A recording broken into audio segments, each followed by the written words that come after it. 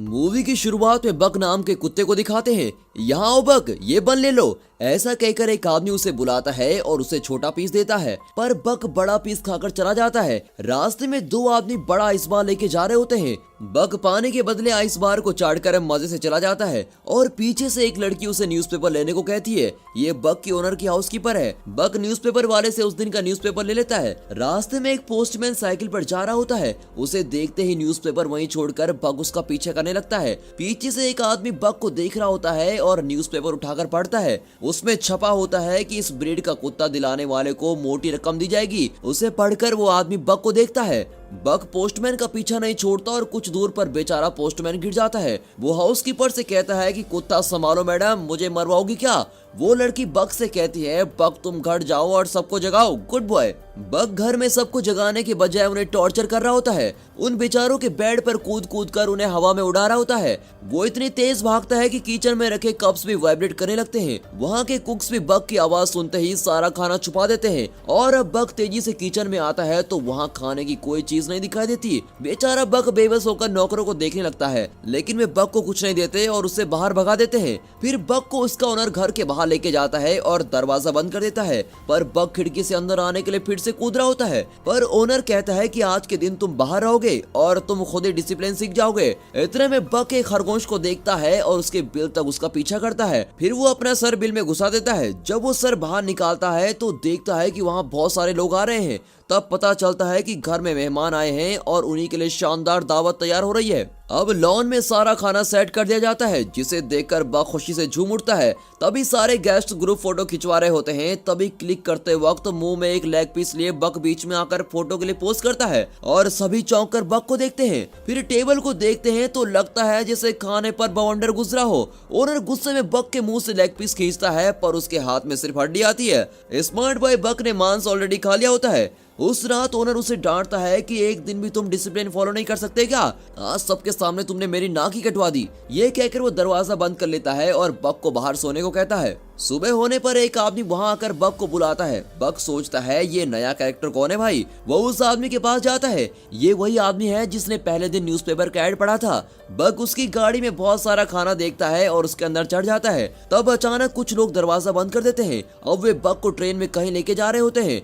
बेचारा बक कंफ्यूज हो जाता है कि ये लोग उसे कहाँ लेके जाने वाले हैं और बॉक्स के छेद से वो बाहर देख रहा होता है। एक जगह पर उस बॉक्स को एक आदमी तोड़ता है। बक बाकी बॉक्स को खुद ही तोड़कर बाहर आ जाता है। वो आदमी डांटता है कि ओवर एक्टिंग मत कर, सिर्फ मेरे ऑर्डर्स फॉलो कर। बक उस पर झपड़ता है, पर वो छड़ी से उसे मारता है। अब बक किसी तरह संभल कर खड़ा हो जाता है। वो आदमी कहता है कि मेरी बात मानोगे तो नहीं मारूंगा, समझे? और डर के मारे बेचारा बक चुपचाप हो जाता है। फिर वो बक को एक खंभे से बांध देता है। बक रस्सी तोड़ता है और सबको धक्का देकर ऊपर भागता है। ऊपर जाकर पता चलता है कि वो एक शिप में है और वो शिप अलास्का जा रहा है। अब वे बक को एक बूढ़े के हवाले करते हैं। बक को वहाँ के लोगों के पहनावा थोड़ा अजीब सा लगता है। चलते चलते वो पहली बार बर्फ पर पैर रखता है और उस मोमेंट को बहुत ही एंजॉय कर रहा होता है। इतने में बर्फ गिरने लगता है और उसकी खुशी का तो ठिकाना नहीं होता।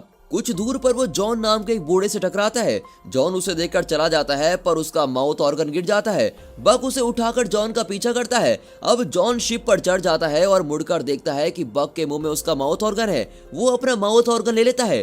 तभी एक आदमी बक के गले में रस्सी डालकर लेके चला जाता है। बक को किसी पेट शॉप में छोड़कर वो चला जाता है। तब पैरोल्ट नाम का एक आदमी आकर बक को खरीद लेता है। फिर वो उसे लेकर एक बर्फीली जगह पे लेके जाता है, जहाँ लोग भारी बोझ लेकर एक रस्से की मदद से पहाड़ पर चढ़ रहे होते हैं। पैरोल्ट बक से कहता है तुम आगे जाना चाहते हो तो जा सकते हो। अब बक खुश होकर आगे बढ़ता है। ऊपर जाकर पता चलता है कि उस बर्फीले पहाड़ पर एक गांव बसा हुआ है। अब पैरोल्ट की असिस्टेंट फ्रेंकोइस को दिखाते हैं। वो पैरोल्ट से पूछती है, मैंने 2 कुत्ते मांगे थे और आप एक ही लेके आए। पैरोल्ट कहता है कि ये एक ही 2 के बराबर है। फ्रेंकोइस बक को देखती है और उसे दूसरे कुत्तों से इंट्रोड्यूस करवाती है, जिनमें से एक हस्की ब्रीड का कुत्ता है। उसे देखकर कहती है कि यह है स्पिट्स और आज से यही तुम्हारा बॉस है।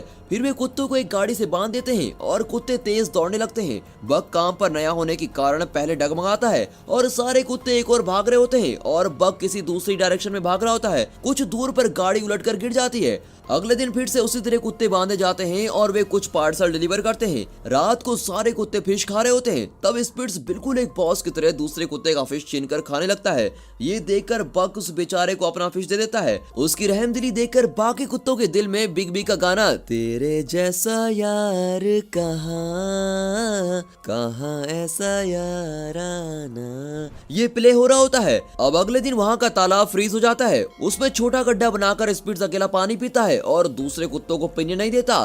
तभी बक पास एक बड़ा गड्ढा खोदकर दूसरे कुत्तों को पानी के लिए इंतजाम करवाता है। अब पैरोल्ट और फ्रैंकोइस उस फ्रोजन लेक पर चल रहे होते हैं। अचानक बर्फ मेल्ट होता है और फ्रैंकोइस पानी में गिर जाती है। बक तुरंत दौड़कर पानी में कूद जाता है और फ्रैंकोइस को बचा लेता है, लेकिन खुद पानी में डूबने लगता है। बक बक चिल्लाकर पैरोल्ट चिल्लाने लगता है और उसे हाथ देता है, पर वो नजर नहीं आता। पैरोल्ट मायूस होकर बैठ जाता है। तभी उसे कोई एक छड़ी पकड़ाता है। वो उस छड़ी से बर्फ को तोड़ते हुए मुड़कर देखता है तो वहाँ बक खड़ा होता है। पैरोल्ट खुशी से उसे गले लगा लेता है। स्पिट्स ये सब दूर से देख रहा होता है और उसे बक के नाम से अब चिढ़ होने लगती है। अगले सीन में बक एक रैबिट को पकड़ता है और उसे बिना कुछ किए छोड़ देता है। अब स्पिट्स उस रैबिट को चेस करके उसे मार डालता है। फिर वो आकर बक को देखता है। उसकी आंखों में साफ नजर आता है कि यहाँ एक ही गुंडा है और वो गुंडा मैं हूँ।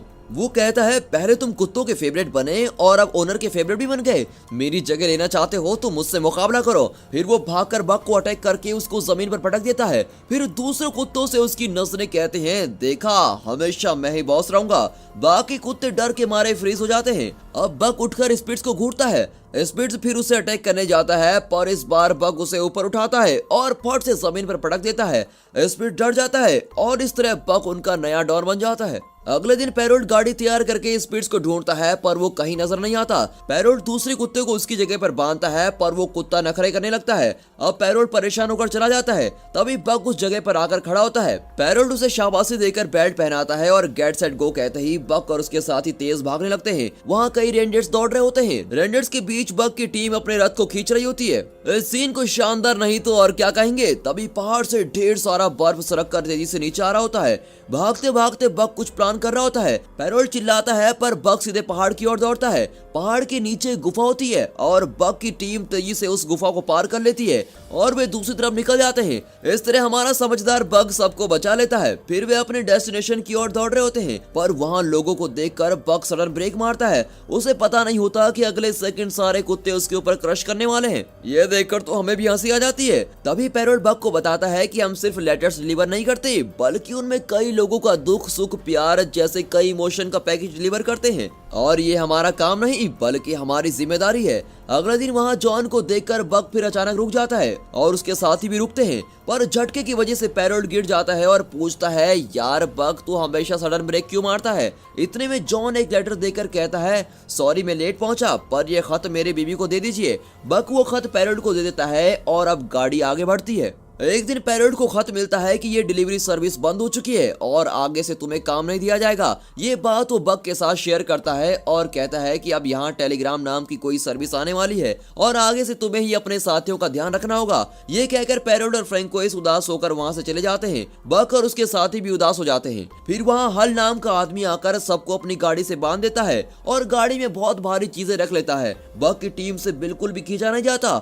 हल बक को छड़ी से मारने ही वाला होता है कि इतने में जॉन आकर वहाँ खड़ा होता है और बक को सहलाता है। फिर वो देखता है कि गाड़ी गड्ढे में फंसी हुई है और कहता है ये देखे बिना ही तुम बेचारे को मारने चले थे। ये कहकर वो गाड़ी को रिलीज करता है। फिर बक की टीम गाड़ी को खींचकर लेके जाती है। कुछ दूर पर वे पहाड़ पर चढ़ रहे होते हैं, पर बक की टीम उतना भारी वजन नहीं उठा पाती। सभी कुत्ते थक जाते हैं और बेचारे सिगड़ कर नीचे गिर जाते हैं। तब हल उन्हें बेरहमी से मारता है, पर उनसे उठा ही नहीं जाता। फिर वो बक को शूट करने वाला होता है। इतने में जॉन वहाँ पहुंच जाता है और गुस्से में उसे धक्का दे देता है। फिर वो गन दिखाकर उसे डराता है। हल कहता है ठीक है तुम बक को ले जाओ, पर बाकी कुत्तों को हाथ मत लगाना। तब जॉन कहता है बर्फ पिघलने लगा है, अब तुम उस तरफ जाओगे तो ना तो तुम जिंदा बचोगे और ना ही ये कुत्ते। पर वो आदमी जिद करता है और बाकी कुत्तों को साथ लेकर चला जाता है। जॉन बक को अपने घर लेके जाता है और बक वहीं आराम करता है। दूसरे दिन वो जरा ठीक हो जाता है और देखता है कि सामने का बर्फ पिघलकर अब नदी बन गई होती है। तब जॉन कहता है बक मुझे डर है कि उस बेवकूफ आदमी के कारण तुम्हारे साथी इस नदी में बह गए होंगे। ये सुनकर बक बड़ा ही मायूस हो जाता है। शाम को जॉन एक बार में बैठकर पी रहा होता है। बक खिड़की से उसे देखता है। तभी हल वहाँ आता है और जॉन को मारने लगता है। बक अंदर जाकर हल को अटैक करता है पर जॉन उसे रोक लेता है। फिर दोनों घर लौट आते हैं। अब बक जॉन की शराब की बोतल बर्फ के अंदर छुपाकर उसके ऊपर बैठ जाता है। तब जॉन कहता है बक वो बोतल मुझे दे दो, मैं उसके बिना नहीं रह सकता। वो बक को हटाने की कोशिश करता है पर बक वहीं अड़ा रहता है। जॉन कहता है तुम तो वाकई स्ट्रांग हो, पर यार मेरे बेटे की मौत के बाद मेरी वाइफ और मैं अलग हो गए थे। इतने साल में यहाँ अकेला रहा और अब तुम ही मेरे साथी हो। उसकी बात सुनकर बक उससे चिपक जाता है। अगले दिन जॉन एक मैप दिखाकर कहता है कि मेरा बेटा ऐसी जगह जाना चाहता था जो किसी मैप में नहीं है, क्या तुम ऐसी एडवेंचर ट्रिप पर मेरे साथ चलोगे? फिर दिखाते हैं कि जॉन और बक एक छोटी बोट पर बैठकर नदी में जा रहे होते हैं और एक खूबसूरत एरियल शॉट में पानी के अंदर की मछलियां साफ दिखाई देती हैं। दोनों दिन भर बोट में ट्रेवल करते हैं और रात को एक जगह रुककर आराम करते हैं। इस तरह उनका सफर चल रहा होता है। यहाँ हल जॉन के घर पहुँचता है। जॉन तो वहाँ होता नहीं पर उसका मैप हल के हाथ में लग जाता है जिसमें उसने एक जगह को मार किया होता है। हल सोचता है कि जॉन किसी खजाने की तलाश में वहाँ गया होगा और खुद भी जाने का फैसला करता है। अपने सफर के अंत में जॉन और बक अपनी डेस्टिनेशन पर पहुंच जाते हैं। वहाँ का खूबसूरत सनसेट देखकर वे पुराने घर में पहुंचते हैं जो धूल मिट्टी से भरा होता है। उस घर को साफ करके जॉन और बक वहाँ रहने लगते हैं।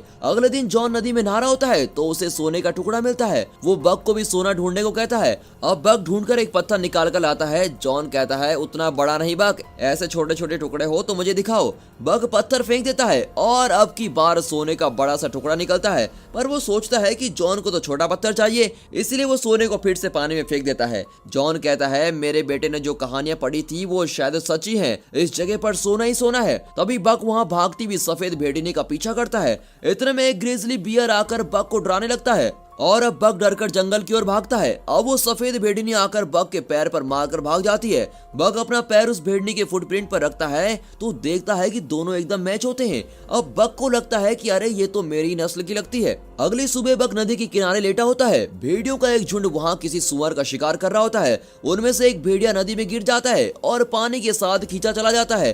कुछ दूर पर एक पेड़ गिरा हुआ होता है और भेड़िया उसे पकड़ लेते हैं। इतने में बक जल्दी से जाकर उस पेड़ को जमीन की तरफ मोड़कर उसे बचा लेता है और अब सारे भेड़िए बक के फ्रेंड्स बन जाते हैं। वे बक को शिकार करना सिखाते हैं। बक हर चीज में माहिर हो जाता है। वो दूसरे जानवरों, पक्षियों और मछलियों का भी शिकार करता है, लेकिन वो अपना हर शिकार जॉन को लाकर देता है। जॉन हंसकर कहता है कि यार तुम्हारे रंग ढंग से तो लगता है कि तुम मुझे आदि मानव बना दोगे। जॉन देखता है कि बक उस सफेद भेड़नी के साथ घुल मिल गया है और उसने अपना जीवन साथी ढूंढ लिया है। उस रात वो बक से कहता है कि ये दुनिया बहुत ही बुरी है, कल क्या होगा ये कोई नहीं बता सकता। मैंने सोचा भी नहीं था कि मैं अपने बेटे को खो दूंगा, पर आज उसके बिना मैं अकेला जी रहा हूँ और अब तो मैं बूढ़ा भी हो चुका हूँ। तुम अपने जीवन साथी के साथ खुश रहना, इंसानों के झंझट में मत पड़ना। अब मेरा अंत आ गया है और मैं अपनी आखिरी सांस यही लूंगा। ये कहकर वो घर के अंदर चला जाता है। बक जंगल में जाकर भेड़ियों के साथ रहने लगता है। अब दिखाते हैं कि वो पुराना घर जल रहा होता है। उसे देखकर बक जंगल से निकलकर घर की ओर भागता है। इतने में हल जॉन को शूट कर देता है और उससे सोने का टुकड़ा मांगता है। जॉन उसे सोना दे देता है। सोना लेने के बाद हल उसे फिर से शूट करने जाता है कि इतने में बक उस पर अटैक करता है। हल उसे छड़ी दिखाता है लेकिन बक छड़ी को मुंह में पकड़ लेता है और छड़ी के साथ ही हल को जलते हुए घर के अंदर खींच ले जाता है। उसे वहीं छोड़कर वो जॉन के पास आता है। जॉन की आंखें भर आती हैं और वो कहता है बक तुम मेरे लिए वापस आए, मेरा आखिरी समय आ गया है, तुम जाओ और अपने साथियों के साथ खुश रहो। ये कहकर वो बेचारा वहीं दम तोड़ देता है। अब बक वापस जंगल में अपने साथियों के साथ चला जाता है। फिर दिखाते हैं कि बक और सफेद भेड़नी के बच्चे हो जाते हैं। तभी एक दिन वही ग्रिजली बियर आकर बक को डराने लगता है। अब बक निडर होकर उसकी ओर जाता है तो वो ग्रिजली बियर चुपचाप रास्ता छोड़ देता है। अब बक जले हुए उस घर को देखता है और उसे उन सब की याद आती है जिन्होंने उसे पाला पोसा था और मुश्किल समय में उसका साथ दिया था। फिर ये सोचकर उसका चेहरा खिल जाता है कि कई मुश्किलों को पार करने के बाद अब वो एक झुंड का लीडर बन गया है। और बक की इसी सफलता के साथ ये मूवी यहाँ पर खत्म होती है।